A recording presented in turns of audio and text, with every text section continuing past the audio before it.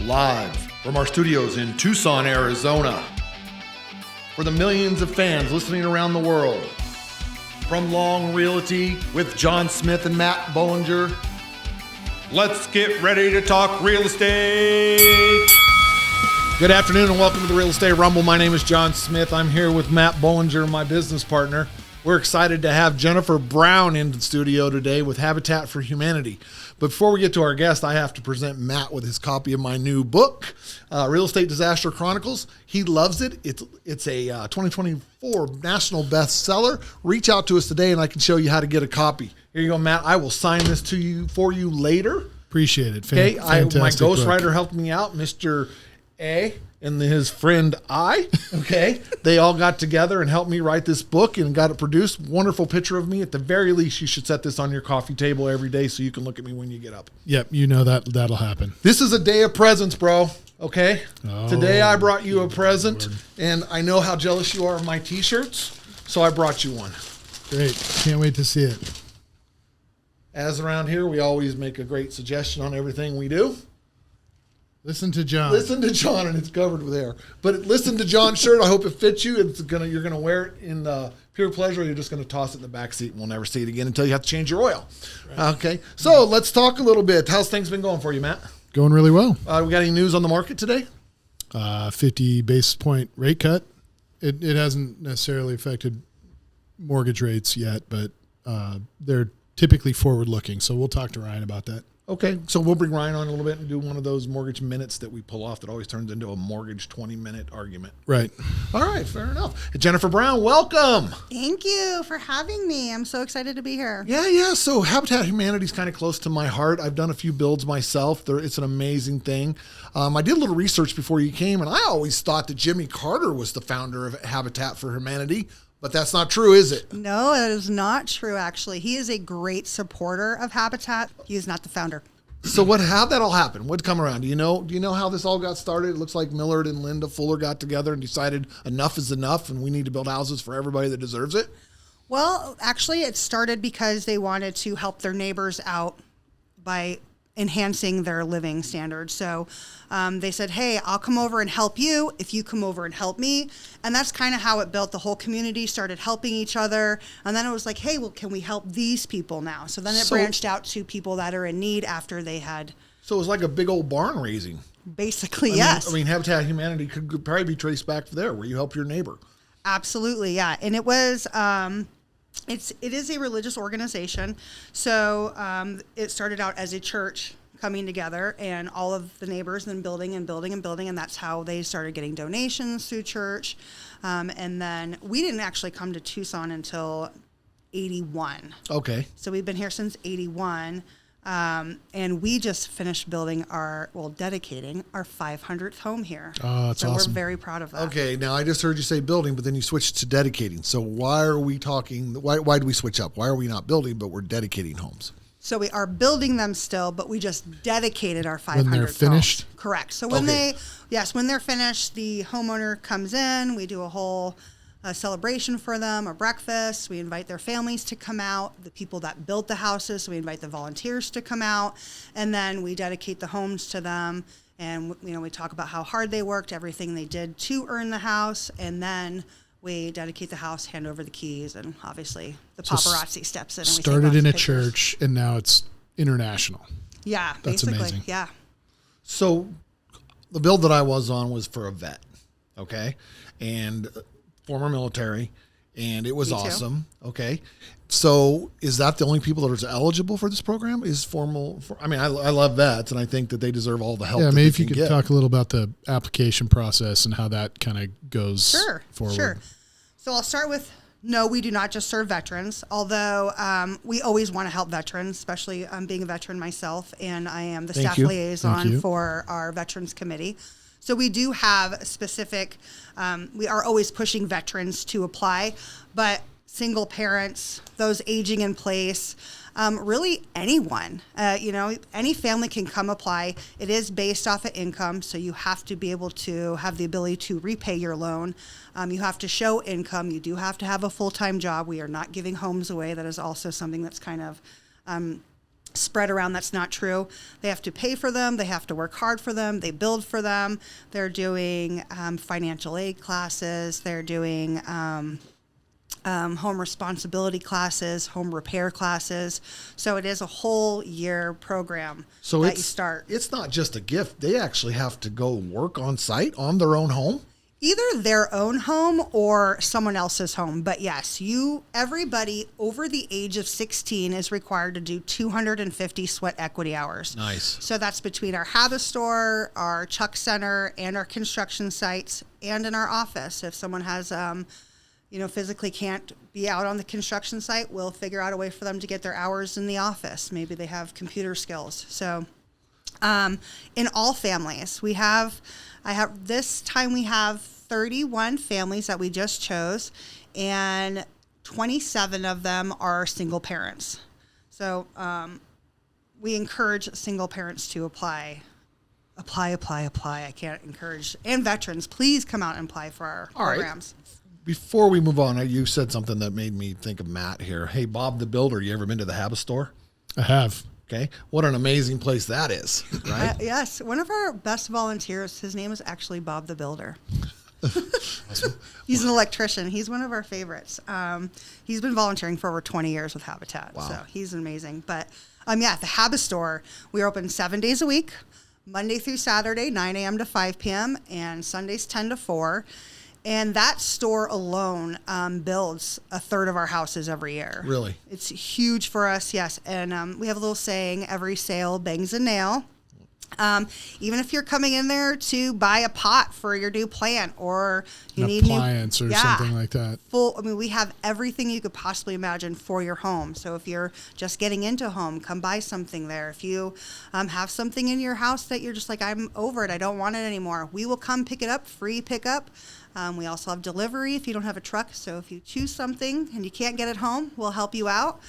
We found that we are the cheapest delivery service in Tucson so far. We really tried to keep that right at a rate that everybody could afford to have their furniture brought to them. So when somebody brings in things like appliances, you have people like Bob that test that stuff out, make sure everything's working, and then you put it out on the floor. How does that work? How do you keep people from just giving you a bunch of junk that they didn't want anymore that doesn't work?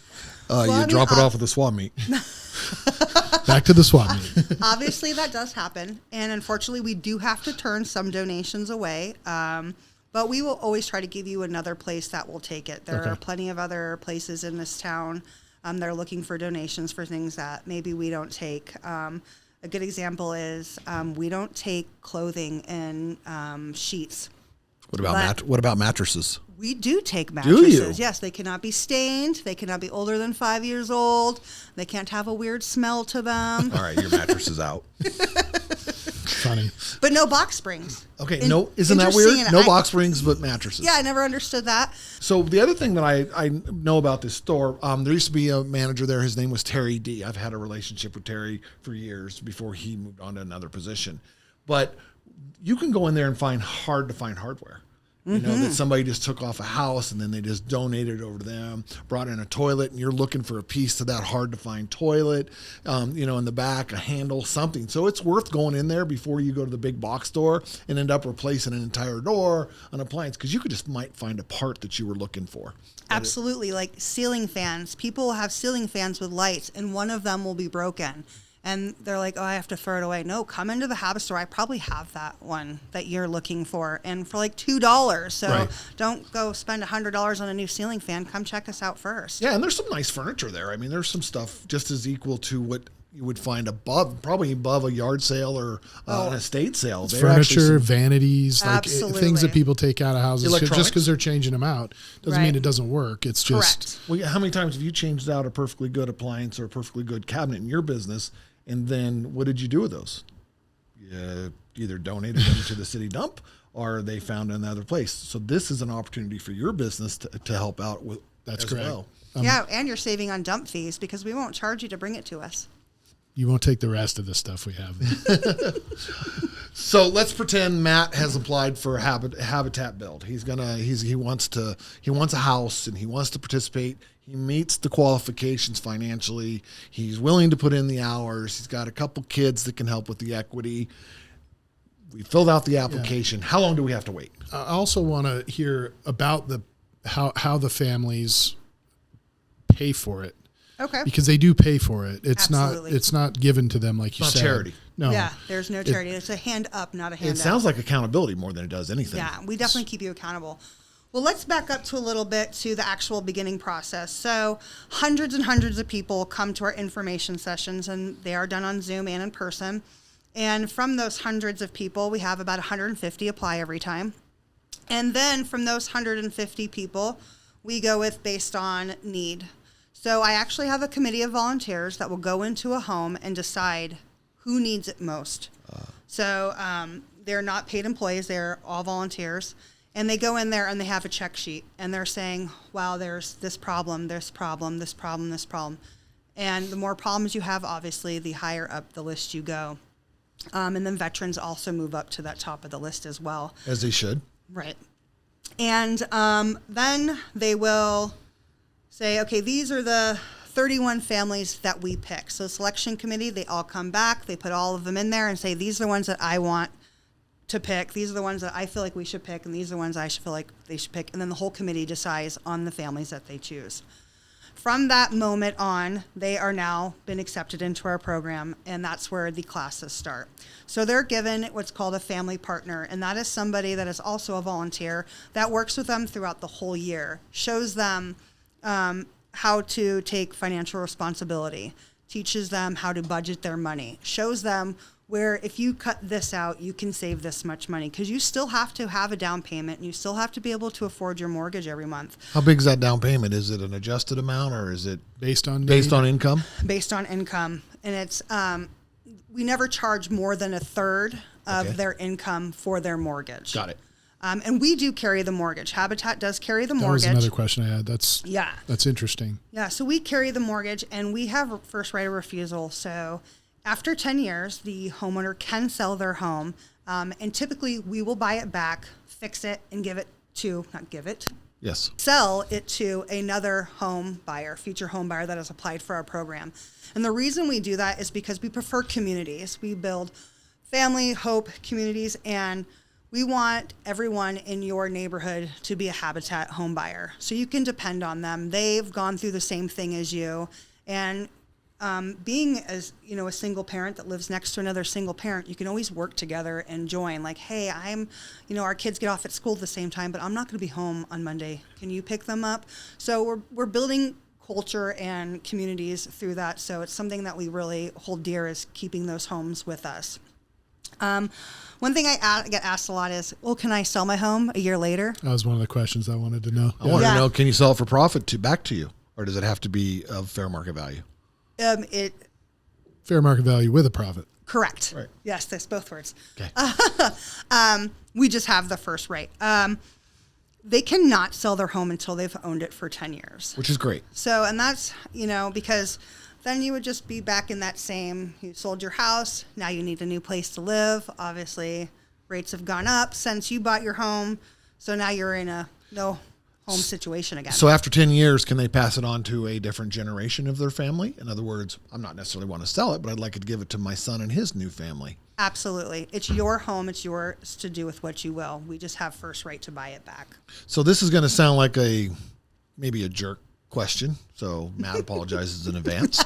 Okay. So the skill level of the builders, tell me who looks over and makes sure that the quality of the work being done is up to par, let's just say. That's a great question.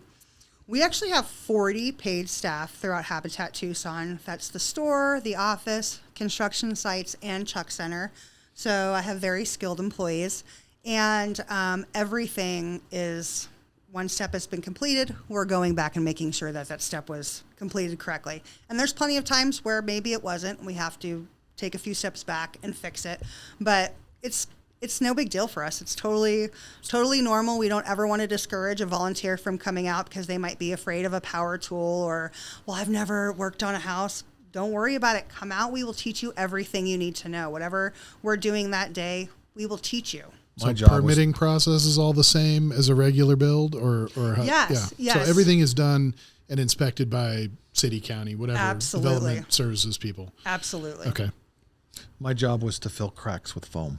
Ooh, see, that is that's one of my favorite jobs. Got to keep it simple for John. That's right, and you got to keep it fun. You know that anybody can do.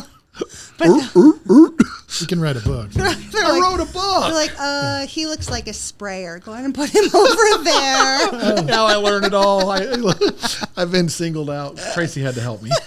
Got to get the brains in with the brawn, I guess. All right, so let's get back to this. So, okay, so we filled out the application. We had the people come in and deem that we were worthy. And when I mean worthy, our cause was worthy, not necessarily us individually. But I don't want to use the word help, but you qualified for the program. Let's just Correct. use that, okay? Yeah. What's the lead time? Do I get a house the very next day? No, the process is usually about a year. And that's because right now my volunteers that my future home buyers aren't necessarily building their homes. Okay. They could be building the homes for the people after them, or there could be a few that are trickling here that are waiting to get in a home. So they're trying to get their hours in before their build comes, just so Correct. they know they can have them done. Where does the land come from? I mean, before you build and you start that process, where does the land come from? It's a great question. Okay. So We're full of them today. you love it. A lot of the land is donated. Okay. People will leave land to us in their wills, which we are very grateful. You can't take the dirt with you, so leave it to us. That's true. We purchase it with the money that we make from the Habit store. Is that? Yeah. I don't mean to interrupt you, but No, I you're do. okay. Is that the only source of income you guys have? Is the Habit stores And just donations. And donations. donations? Donations is also a third of our income. Okay, so Planned Also, our giving, is that your planned giving is that a big part of it, or is it? Yeah, it really is. It's a huge part of it. I have some donors that donate $7 a month. oh, And that's huge for us. Heck It's yeah. that constant. We know that we're going to get that $7. We know having those smaller donors are huge for us. We have a lot of them, obviously. so there's no donation that's too small. Never. I mean, Oh, no really? matter what you donate to us, if you come to the Habit store and you donate something, we're going to give you a gift in kind receipt. If you come and give cash, we're going to give you a gift in kind receipt for that cash. So you give us land, you give us something that we can turn around and sell. We had an artist give us 300 paintings. Nice. And we turned around and sold them and gave him a gift in kind receipt. So he was like, oh, I was just going to throw them away. And I was driving by and I thought, well, I'll try the Habit store. And we were so grateful that he did, because don't put your art in the trash. So is every house a 3-bedroom, 2-bath? No. Okay, oh, really? Okay. Yes, they are based off of the size of the family. All right. My thinking here is, okay, do I not get a choice of where my house sits? Do I not get a choice of colors? Do I not get a choice of, this is what you get, don't throw a fit kind of thing? That's what I say to my 6-year-old. Well, Or you welcome to have my like, world. Or you have like a 2-bedroom plan and you have a 3-bedroom plan, and you just stick with the same thing, so you're not having to hire architects and draftspeople and Oh, whatnot. see, we have our own people that do that, actually. Jeff does most of that. What's Jeff's last name? Do you know? Ocampo. Ocampo. Yes, Let's give him a little and- shout out to Jeff. Yeah, Jeff's amazing. I will tell you more about Jeff in a minute. But we actually have multiple floor plans, but we do base them off the property size. And, sometimes we have to shift them around. But our homes are actually made now with prefabricated walls Okay. that we are building in the Chuck Center. And that was Jeff's doing. He created that. And it saved us a lot of money and a lot of time of rework, because we're able to make sure that the whole outside part of the house is perfect before taking it up and lifting the walls. And that would take us months to do the whole outside and to lift all the walls. Now it's taking us a day. Yeah, that's great. So we've really sped up time because of the Chuck Center. Really because of Jeff, which we did get to test those. We went down to Havasu Pie in the Grand Canyon. No, I've been there. Beautiful place. Gorgeous. The people were amazing, and they were so welcoming and kind to us. And I did the hike down there. Did you hike down there? Did you helicopter it? no, I heloed. Oh, yeah. Well, I hiked, and it was the first time I'd done a hike like that. And as I was walking along the hike, it looked like there was a mule leg sitting there. No mule, just a leg. Oh. And then I thought, what's around the next corner, right? But it's beautiful. It's well worth going down. And yes, I would suggest taking the copter. I would too. Fair enough. If I'm being honest, yes, the helicopter was nice. So they were already doing the prefab stuff? Yeah, we had started the prefabrication in first houses we used them were in October of last year. And in February, we took them down to Havasupai, and we built 2 houses in 8 weeks. Oh, that's great. So I took our first group, we took 22 volunteers with us and staff. And we basically camped there. We stayed in their lodge, but they don't have a whole lot of hot water, or they didn't have any food sources for us. So we flew all of our food down there, all of our equipment. We built the houses over the 8 weeks. It was the most gratifying experience.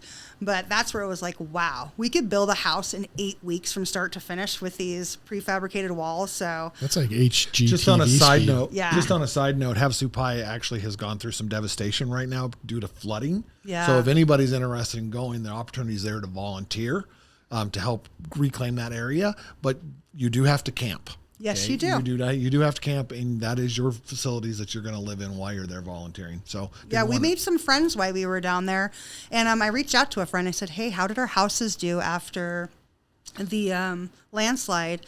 And she said they weren't touched. Oh, that's great. We lifted them so high up that they had no mud, and my friends were mopping layers and layers of mud out of their homes. And she's like, we went to both of them, and they were just in perfect condition, which made us so happy that we didn't build them homes, and now they're in this position where they can't live in them. So it was really nice. We built a 5-bedroom and a 3-bedroom down there, and it's probably one of the most prideful things that I've done at Habitat so far. Very cool. That's awesome. So what if, Matt, the question I really want to ask is, what if you build on the east side, but I don't want to live on the east side? Do I have no choice?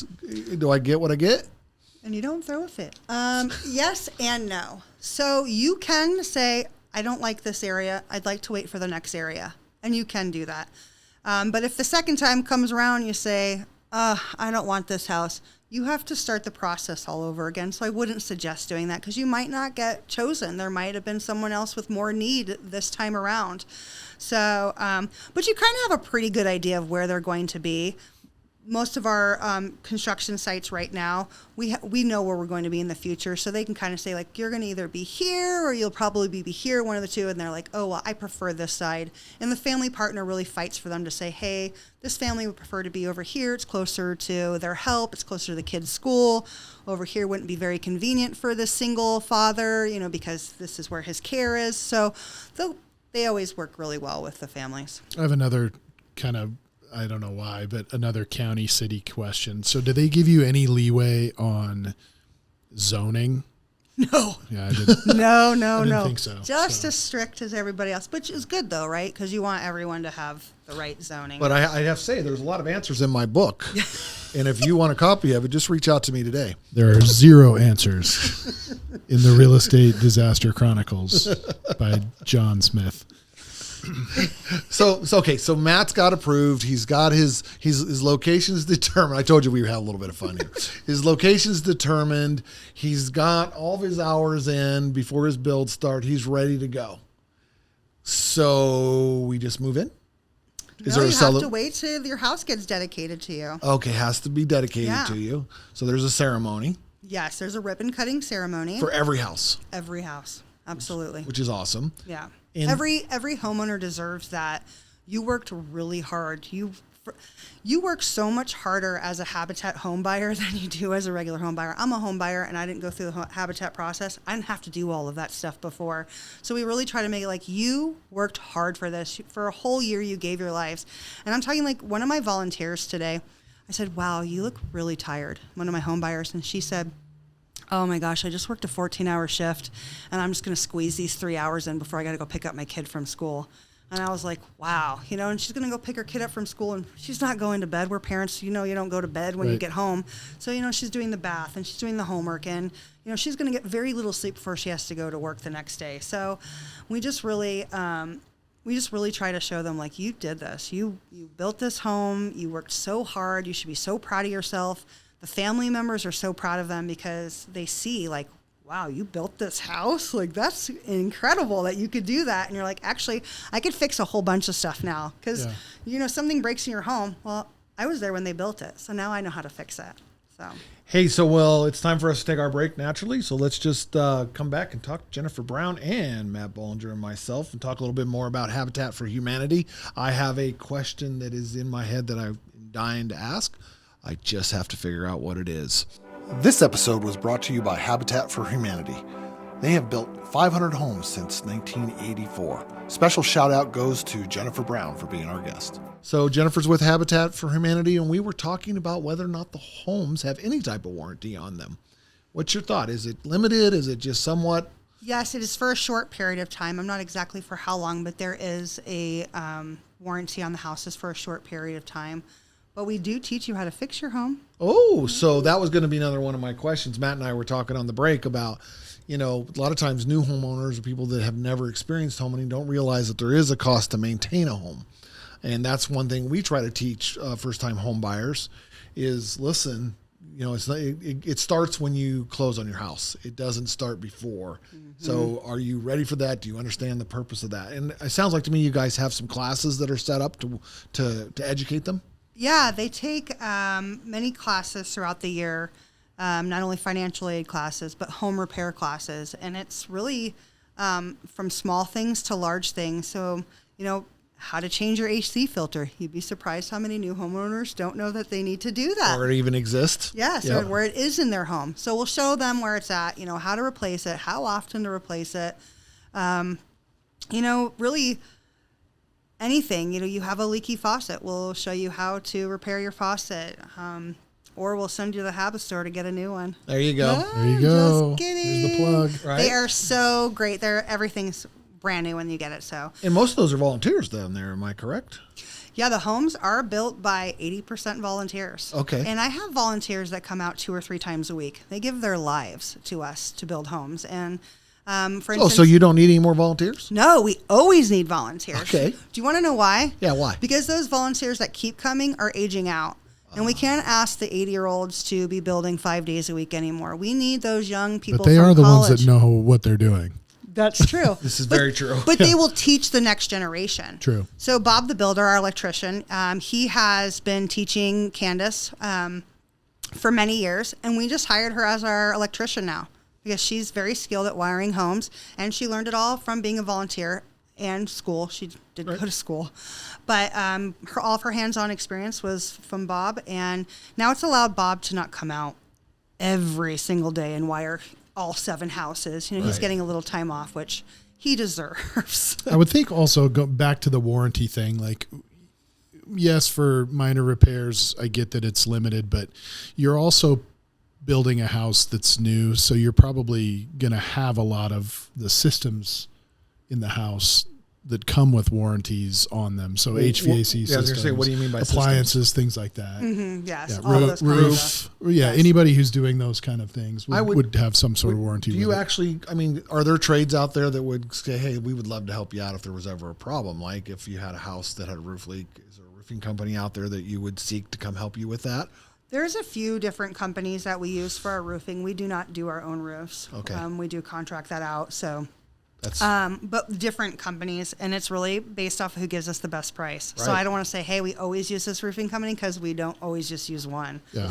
Same thing with electricians, plumbers, all of it. So you give us the best bid, and you could do a good job, we'll hire you. So if there's a roofing company out there that's listening to this podcast that's interested in donating time and material, you'd be more than happy to encourage that. Absolutely. We will always take, even if it's just coming and donating your time. You don't even have to donate the supplies. If that's something that if you're a smaller company, you can't afford that, but you can afford to, pay a few of your employees to come out, or if your employees want to do it out of the kindness of their heart, we would love to have them. The more skilled volunteers that come out, obviously, the better quality of the homes, the faster that they're done, and more opportunities for the volunteers to learn from contractors. Good point. Does Big Blue or Big Orange stores ever donate to you guys? That'd be Lowe's and Home Depot. Thank you. I wasn't going to give them free sponsorship here. Home Depot is a huge, huge sponsor for us. They do a lot. Not only do they, is that a national sponsor, I would assume, or something like that we actually Habitat? work directly with Tucson. Yeah. Okay. Home Depots. We might get national funding through National Habitat, but they just kind of take that money, then filter it out. But Home Depots here in Tucson actually give us money, and a lot of it, if I'm being honest. They are really, really kind to us. They come out and do a lot of builds. We were actually out at Valor, and we were doing landscaping, and one of the volunteers goes, "Oh my gosh, can't believe we're picking these weeds again." And the Home Depot goes, "Well, when was the last time you picked them?" He goes, "Last week." That guy jumped in his car, drove to Home Depot, came back, got his sprayers, went and sprayed all seven properties, and the weeds were gone. And we were just like, "Thank you so much." But that's not something we would spend donors' money on. We would just keep picking the weeds. Right. So that was super, super kind of them, and the whole neighborhood instantly looked nice, and we weren't sending the college kids out there to dig up the weeds every week. Every week, yeah. Is there an HOA? They do have their own HOA. Okay. And their HOA fee is based on what they decide as a community. Okay. I know one of the communities, I was talking to her today because she asked if we could come and do some landscaping. And I said, your HOA should pay for that. And she goes, well, our HOA fee is only $15. You might need to raise that a little bit, come out together as a community and say, hey, is anybody else willing to give another $10? Right. So you're really empowering them to make decisions upon their own. Yeah. So can I put a swimming pool in my new Habitat? Ooh, I think if you had a big enough backyard, you could do whatever you want to your property. Yeah. So there's no it's limitations, yours. right? Yeah. I mean, the HOA would probably step in, but if I wanted to paint it purple, I could paint it purple. No. There are some colors that they get to choose from. They do get to choose the color of their house, which I would always suggest yellow. Lasts the longest in Tucson. That's a good tip. And stay away from blue and gray. But please stay away from gray. The flippers are always gray. All gray. And that's how you know the house has gray, been all flipped. the time. It's that and gray. the stripe of tile in the tub, right? They put this stripe. The The waterfall. one waterfall one. Yes, Yep. I've seen a lot of those too. I like them, actually. I wonder why. Well, anyway, so Jimmy Carter. We talked about him a little bit. Love him. Okay, I mean, he's out. You talked about aging out, right? Yeah. I mean, he's almost 100 years old. I know. Can you believe and it? is he still out and about, still doing the thing? He is always supporting us. He's not out and about, though. I believe that he is at home. Resting as he deserves. Yes. I think since his wife passed away, he's ready to go. But I think he's waiting to vote. I actually read on his thing that he's waiting for the election to vote, and then he says that he can go. Actually watched an interview of that, and he was like, no, I'm going to vote first. Yeah, that's kind of cool. No Right. matter who you're voting for. We That's don't right. care. We don't care who you vote, just vote. That's inspirational as well. So All right. we're doing his 100th birthday celebration build on September 28th. It already filled up super fast. So with much our for my volunteers. volunteering right there, because I was going to do it right then. But don't worry, I have Rainbow next month, and then I have Veteran the month after that. So I would love to invite you to come out to our Veteran build. It's where we invite volunteers, obviously, but veteran volunteers from all over Tucson to come out, and it is really cool, especially because that whole camaraderie of, Yep. we understand each other a little bit better. Having 100 volunteers out there, they're all veterans, is a really fun time. And you can invite your non-veteran family members as Yep. well. We accept everybody.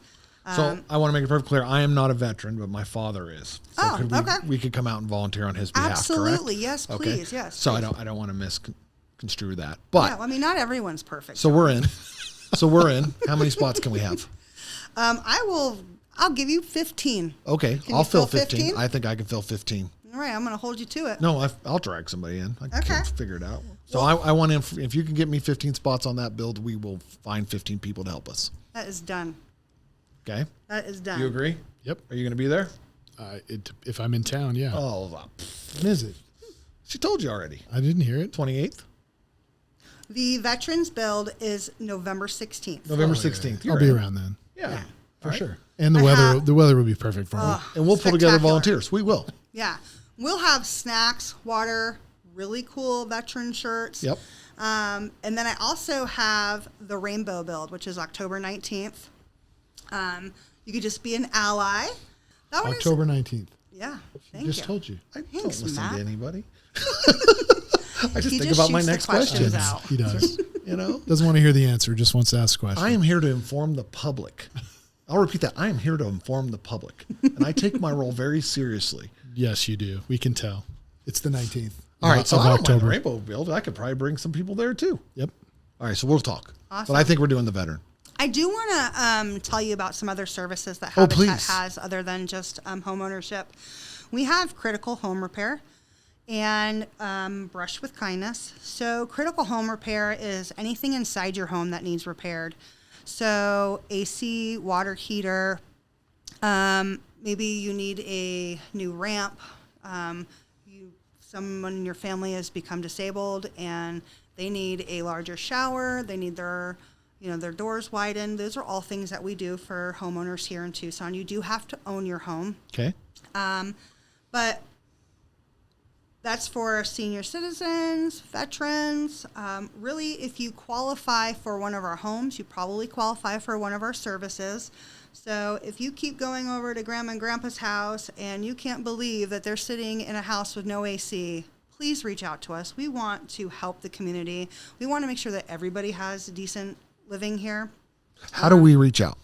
So you would go to www.habitattucson.org, and on there it's how you can choose to volunteer there. You can choose to sign up to get information for housing. You can sign up for a Brush with Kindness, which is outside. So critical repair is inside, Brush with Kindness is outside, and that could be landscaping. Maybe you need new gutters. How about air conditioning? Painting. Yes, painting, air conditioning. Yes, air conditioning is a big one. Here's an example. I had a homeowner who she had a daughter, and basically the husband had passed away. And so then their air conditioning broke down in the middle of summer, and they didn't have a large source of income, and they didn't know who to turn to. Turn to us. We are here to help. Absolutely. That's good. I didn't even know you did that. I had no idea either. That's an amazing service. Yeah, we don't want people in their homes getting heat stroke. I mean, we know we live here, so we know how hot it can get. And obviously we're not giving ACs to people that can afford them themselves. Correct. But if you are one person in your home, you could make up to $48,750 and still qualify for our services. Goodness. Oh, And you that's could great. have 8 people in your home and make $91,962. So there is all those ranges. It is based on how many people live in your home. But that instance like there, we probably would have stepped in and got an AC because nobody should suffer in their homes. No. And I don't know how she got help. She reached out to me for some thoughts, and I didn't know who to turn her to.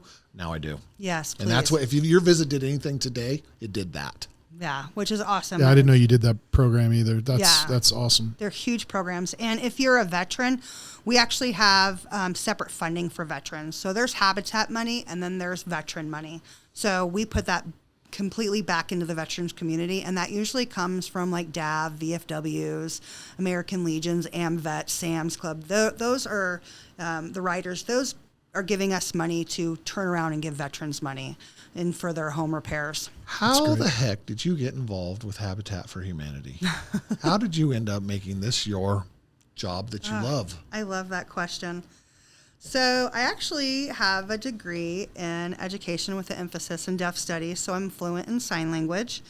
And I worked with deaf people for many years, and I had a client that applied at Habitat and then kind of asked me to help through the process of the paperwork. And that's where I really learned about Habitat. And I was like, wow, what an amazing program. I love this place. I want to go volunteer. And then COVID hit, and I was laid off my job. And I went and worked somewhere for a while, and I wasn't very happy. And Like working with Matt? You just getting me back for another episode. So I was without a job. And my friend said, did you know that Habitat's hiring? I said, no way. And I applied, and I harassed them for a good week. Like, pick me. Yeah. Pick me. I'd be really great at volunteer coordinator. I'm really good with people.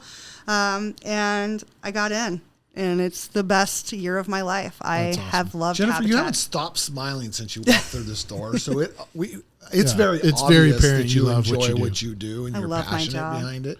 So that's just amazing. Yeah. Yeah. So if you had to leave us with one last thing about Habitat, what should we absolutely not forget to speak up about? Spread the word about volunteering, because the more volunteers I have, the more donors I have. Whether you're donating your time or your money, it allows me to help more families in this town. And we can better this community by supporting each other. Heck yeah. Excellent. I want to say thank you. Thank you so much for everything having me. For Thank you for everything that coming you in. do. Thank We'll have you. you back. If you want to get a word about something, let us Yes. know. We're going to call us on it. We said we'd be there. No, I've got you down here for 15 We're going to coming come out up to with 15 Veteranville. people. I don't care if I have to drag agents from other agents. We'll get people. We're media guys. Yeah. Love it. So, yeah. Oh, these guys are in. They don't have any choice because they're going to come out and film it. Okay. So, again, thank you. If you ever need anything, let us know. We're here. Thank you so much for having me. I had such a good time. You We guys are try. awesome. All right. Thank Appreciate you. it. Cheers. Cheers, For those of you. Yeah, there you go. All right.